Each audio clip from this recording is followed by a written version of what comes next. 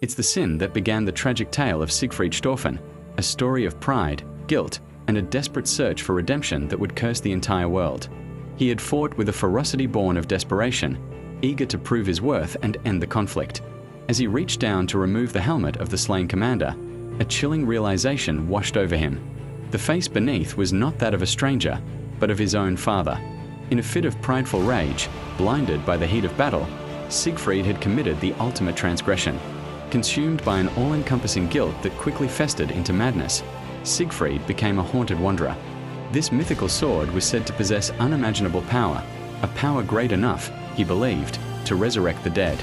He found the demonic weapon and struck a mad bargain, promising his very soul in exchange for the power to bring his father back. It was a pact made not with a god, but with a demon of pure malice, a bargain that would seal his grim fate. Upon grasping the hilt of Soul Edge, Siegfried was not granted his wish. There was no miraculous resurrection, no absolution for his sin. Instead, the sword's insatiable, demonic will surge through him, devouring his consciousness entirely. The promise of power was a lie, a cruel trick to claim a new host. His noble armor twisted and warped, melting into a grotesque, organic shell of jagged metal and a single, malevolent eye. Siegfried was no more, and in his place stood the Azure Knight, Nightmare.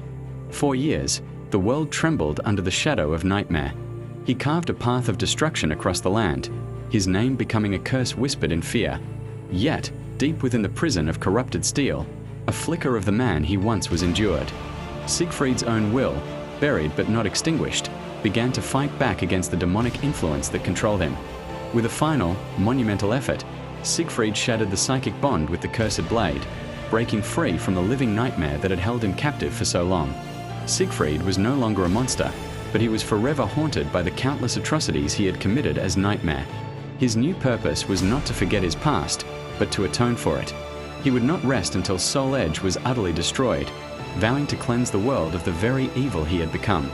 The path to redemption would be long and arduous, but for the first time since that fateful day on the battlefield, Siegfried had a reason to fight not for pride, but for the soul of the world itself.